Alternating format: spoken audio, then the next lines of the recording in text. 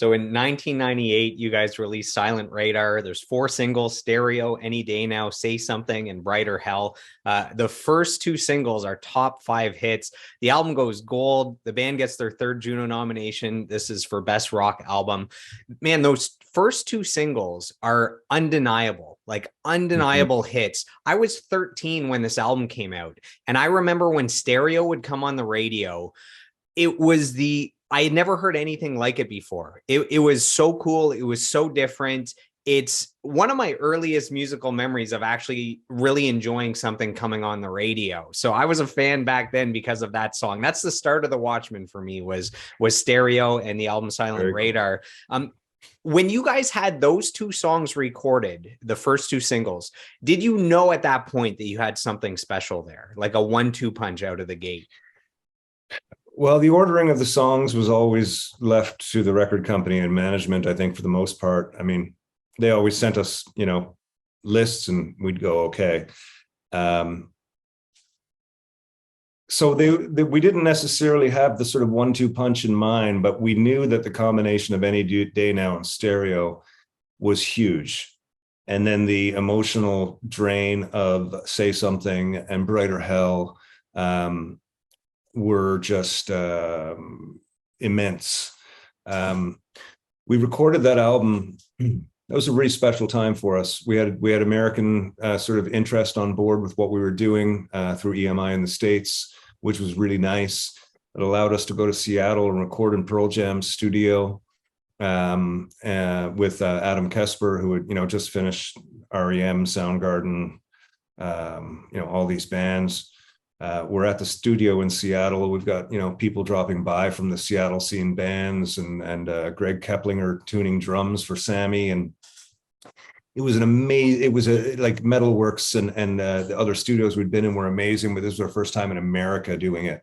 With these sort of big name people, and there's a little basketball court out back, and we played ping pong downstairs, and we were all in a really good place.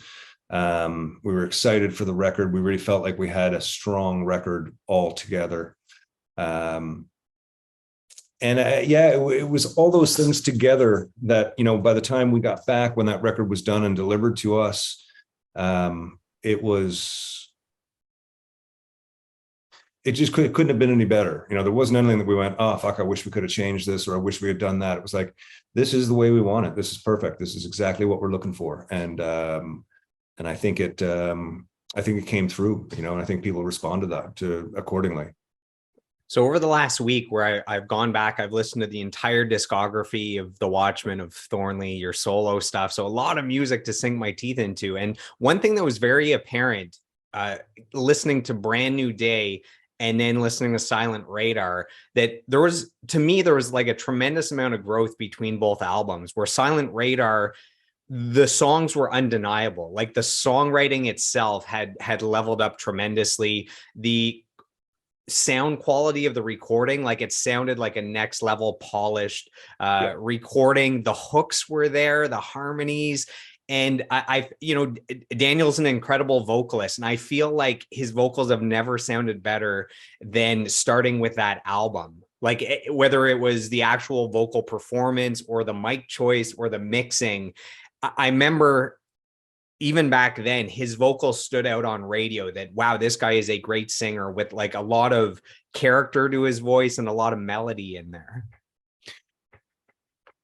I mentioned that we had a lot at our disposal there. You talk about the not slickness, but the production upness of the album. I mean, I can sum it up with a little story. We're sitting in the studio one night, we're listening back to, I think it was Any Day Now. And Danny had laid some roads down, as he always does. Sort of Danny had always played all the roads on the records before. And we had some whirly on there, and somebody said, oh man, wouldn't it be great to if we could put some really nice Wurlitzer on, some organ on this, some Hammond and blah, blah, blah.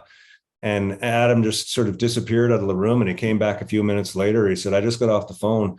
Tom Petty's recording in Los Angeles. So tomorrow, me and Danny are going to fly out to LA with the tapes, with the 2-inch tapes, and we're going to get Ben Montench to add keyboards to a bunch of the tunes, and we'll be back tomorrow night. And we were like, okay, cool. And it was just like, yeah, that sounds like a good idea. It wasn't like oh my God, we're invading Tom Petty's recording session to get some keys laid down. It was like, yeah, okay, cool. It was just that it was such a weird time. The things that you learn to accept as normal that were just so absolutely fantastic. So yeah, I mean, every bit of polish that could have been used was put into an album like that. So I have a few questions about Stereo, because this, I mean, this is such a great song. It's become, you know, the signature song for the band, I believe. So a few points, and then I have a few questions. So for the decade between 1995 and actually for the 20-year period between 1995 and 2016, Stereo was in the 25 most played songs by Canadian artists on rock radio in Canada. So that's, I mean, that's huge. Wow. And then when I check on Spotify, Stereo is still the band's most played song with 4.5 million plays. Why do you think that people love that song so much? I know why I love it. Why do you think people love it so much? I think it's interesting, you know, like when that song, like at radio, you know, it had that little organ intro. It's those little details that sort of, you know, that we laid a hook out before the song had even started. And that song, I mean, I remember when we wrote that song, it kind of came out of nowhere when we were rehearsing on like Young and Wellesley in a little, I think we were sharing a spot with, might have been I Mother Earth or the Headstones. And it was sort of pre-dinner time, and we started knocking this idea around, and we came back sort of after getting something to eat, and Danny had the whole sort of, you know, my life is a stereo, turn me on and let's go, and all the lyrics just kind of flew out, and it was one of those songs that we wrote really quickly as a band. And I remember going home that night. I remember like going home after that rehearsal and just singing, that's something special. Why? I don't know. I don't know why. You know, it's catchy. It's got interesting lyrics that kind of lend itself to, you know, that sort of horoscope type of lyric. You know, no matter who reads it, it's gonna read right. Yeah, I remember always thinking it was so unique because the music kind of stops and starts at points. There's fading in and fading out. Do you remember where the idea for the production came in to have, you know, you can hear things fading up and fading down, and I had to watch, like preparing for this, I watched the video of the band playing the song live to see how they would pull it off, because there's to me it sounds like there's this studio wizardry going on. I didn't know how the band would pull it off live, and then I see that it's four guys just playing the song, which makes sense.